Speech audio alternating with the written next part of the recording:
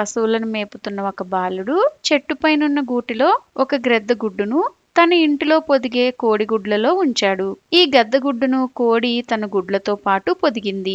గద్దపిల్ల తాను కూడా కోడిపిల్ల అనుకుని ఇతర కోడిపిల్లలతో పాటు తిరగసాగింది. ఆ గద్దపిల్ల తాను కోడిపిల్లనన్న విశ్వాసంతో కోడిపిల్లలాగానే వ్యవహరిస్తూ జీవించింది. అందుకే ఆ గ్రద్దపిల్ల ఎగరడానికి ప్రయత్నించలేక మిగతా కోడిపిల్లల మధ్య కంచె లోపలే పెరుగుతూ వచ్చింది. గద్దపిల్ల దృఢంగా పెరిగి పెద్దదైన తరువాత తన కోడిపిల్ల కాదన్న భావంతో పైకి ఎగరాలన్న కోరిక కలిగింది. తాను ఎగరగలనన్న నమ్మకమే ఈ కోరికకు బలమైన కారణమైంది. ఒకరోజు గద్దపిల్ల తన విశాలమైన రెక్కలను విరుచుకుని ఎగిరేందుకు ప్రారంభించింది. అలా ఎగురుతూ పైకి పోయింది. పై ఎత్తుకు ఎగిరిన గద్ద ఎత్తైన చెట్టుపై ఉన్న తన గూటికి చేరింది. తన విధి కంచె లోపల తిరిగే కోడిపిల్లల్లాగా జీవించటం కాదన్న నమ్మకం గద్దకు కలిగింది. ఆ నమ్మకం కారణంగా ఆ గద్ద తన నిజమైన గట్టి శక్తిని తెలుసుకోగలిగింది.